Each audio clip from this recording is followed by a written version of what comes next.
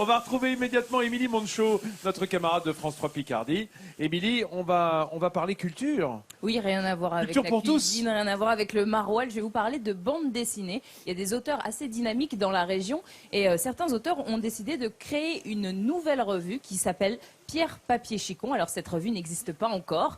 Elle va paraître en mars 2017 normalement. Elle a été financée grâce au financement participatif et même si elle ne sort qu'en mars, elle est déjà en préparation.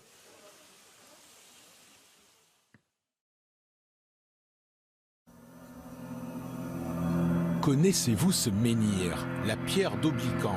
Installé à Bavelincourt, près de Villers-Bocage, ce mégalithe danseret serait le rendez-vous de fées et sorciers. Suffisant pour inspirer de jeunes auteurs picards et coucher la pierre sur du papier. Objectif, écrire une histoire picarde pour un nouveau magazine de bande dessinée 100% picard, 100% chicon, totalement pierre, papier, chicon. L'idée, c'est qu'on parle de la Picardie en général, donc soit sur des sujets historiques, soit sur des sujets du documentaire aussi contemporain. Ça peut être aussi des choses très, très proches de nous. Les différentes thématiques qui vont être abordées sur les premiers numéros, on a quand même quelque chose sur la fleur, qui est la figure emblématique d'Amiens en l'occurrence. Le but, c'est vraiment de rester en Picardie, d'être 100% picard et de montrer en fait toutes ces richesses qu'il y a ici dans notre région, tout simplement.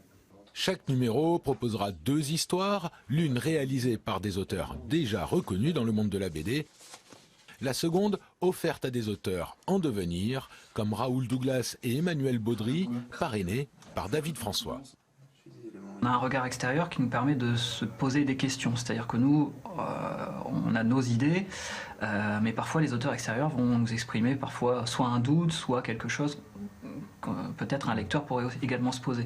Donc du coup, nous, on va se poser des questions, est-ce qu'effectivement on voit la chose autrement, est-ce qu'on adapte, est-ce qu'on garde, enfin voilà. Et du coup, ça remet un peu notre travail, notre façon de faire en question, et ça c'est très constructif pour nous progresser, pour nos travaux personnels. Et l'occasion de la revue, c'est permettre à ces jeunes auteurs, ces jeunes talents, de pouvoir bénéficier d'une première publication professionnelle, c'est-à-dire encadrée avec des délais, enfin tout ce qui va après faire leur quotidien, si jamais ils arrivent à être professionnels chez des grandes maisons d'édition.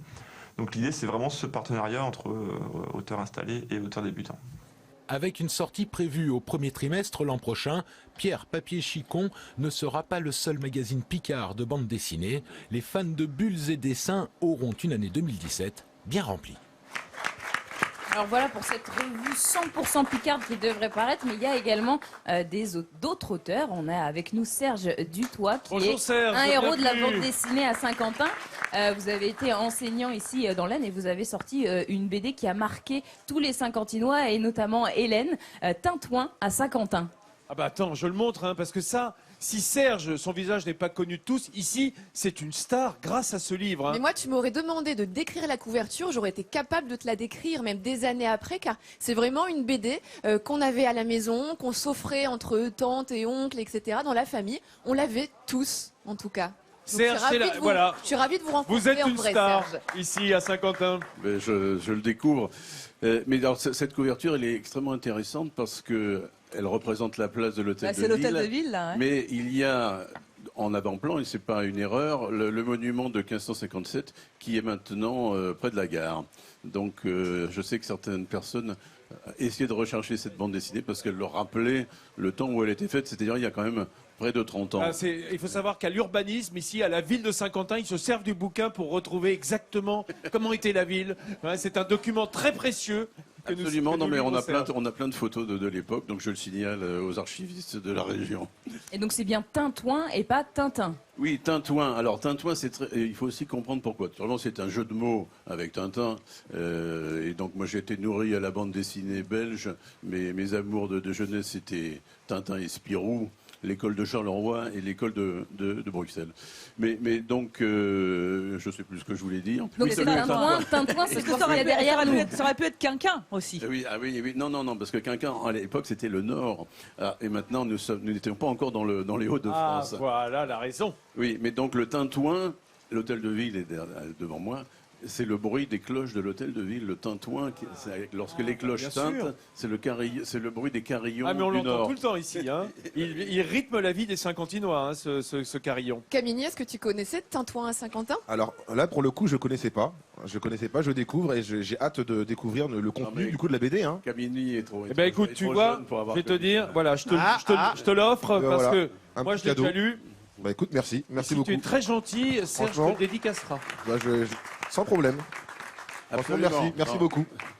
Alors, Serge, il a sorti un livre que j'adore sur un autre grand homme de la région Picardie. C'est Henri Matisse, dont nous a parlé Elisabeth Chungui dans l'émission la semaine dernière.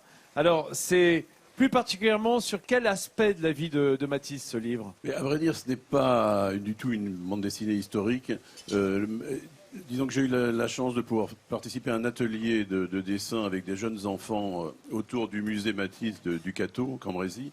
Et en travaillant avec ces enfants, je me suis dit que Matisse était un personnage fantastique, enfin, tel qu'on le connaît lorsqu'il n'est plus très jeune, un vieux monsieur, enfin, c'est l'image qui est restée de Matisse.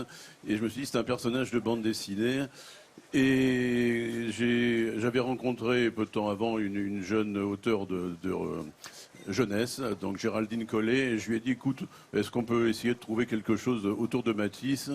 Et donc voilà, c'est Et ce c'est qui est très arrivé. réussi, hein, ce Matisse expliqué aux enfants. Ben, on peut dire un merci. peu, hein. Oui, voilà. Mais Non, mais en c'est vous exactement regardant, ça. on a l'impression que vous avez gardé ce regard d'enfant, cette âme d'enfant, finalement. Oui, j'ai pas agrandi, c'est Oui. ce qu'on me reproche, c'est ce que ma femme me reproche. Ah oui, de mais temps je en la temps. comprends. Ah, mais il ne faut pas reprocher ça, c'est tellement précieux. Alors, Serge Dutefoy, je vais vous le dire simplement, il est simplement agrégé d'art plastique. Autrement dit, on dirait en langage plus commun, il touche sa bille en dessin.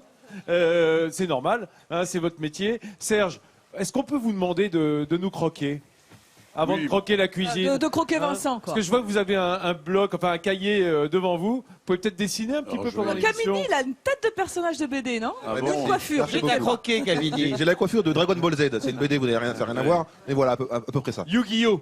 Yu-Gi-Oh aussi. Ah, un connaisseur, du Ah ouais, attends, j'ai des enfants hein, également. Il faut pas l'oublier. Bon, ben, on va laisser Serge dessiner.